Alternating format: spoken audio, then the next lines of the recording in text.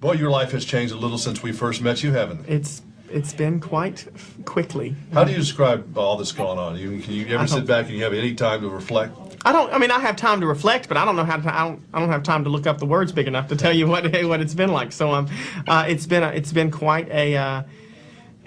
Felt like 5 years packed into a year and a half. But it has. Educational?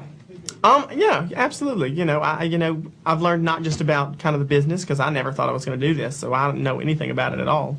The music industry, and I've learned about that, and I've learned about me, a lot more than and I've learned about dealing with people and different types of people. I grew up in the South, where everybody's kind of the same. Yeah. Everybody's nice. You can trust everybody. And, yeah, that's not the people you've been running around with. It's a different crowd of people in L.A. and in New York and just in this industry in general. So and I've been very fortunate, I think, to work with a lot of people who get me and who I get, and we've worked well together. But you have to slow down. You can't just work. You can't deal with people the same way in this field as you can back at home when you're teaching elementary school. So at times, though, it's probably been like being in the middle of a tornado, hasn't it? It has. Because you probably had no control over a lot of the things that were going on. You were just trying to make it to the next event. Well, or I'm just trying to keep awake. Yeah. Part of it, because I joke and say I don't sleep anymore. I just plug in every night. So it's been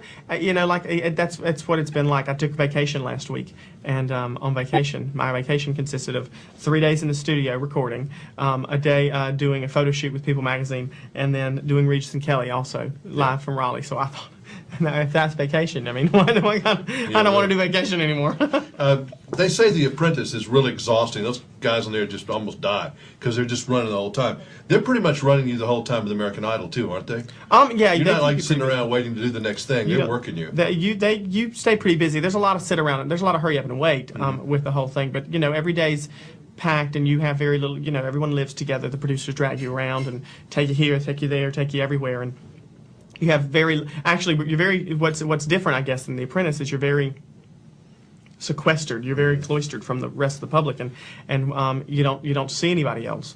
You go to the Idol house, you go to the studio, back to the Idol house, and so it's kind of a culture shock when you hop out of that house at the end of the show and they let you go and you go back home, and millions of people have been watching you.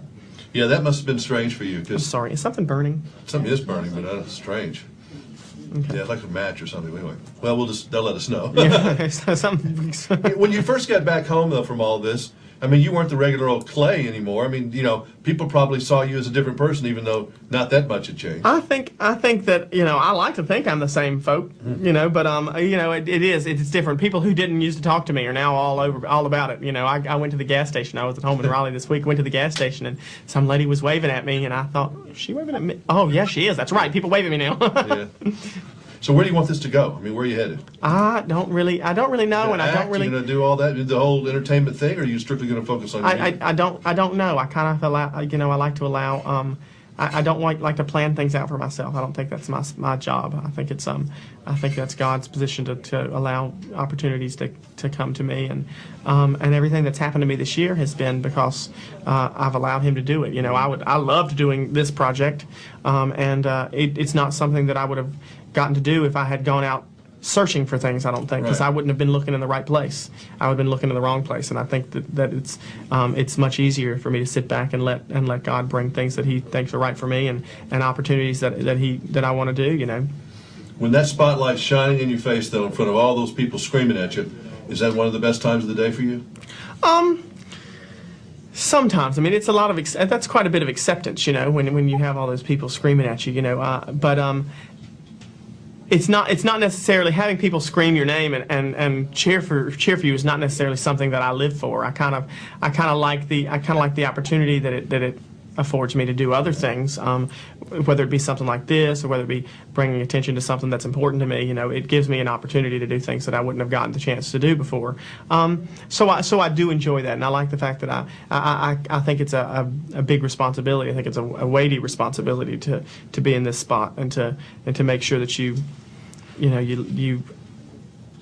present only something that you can be proud of, and that other people who are around you can be proud of, and that that I think people who are celebrities have a responsibility. They can be a role model, or they can do it for themselves. Well, you haven't gone insane or anything. We haven't seen you I run might off to have, Vegas that we know of or anything like that. So I am a little insane. Well, that's part of the business, but you've done a good job. So, Pro, everybody's proud of you. Oh, thank you very much. Thank you.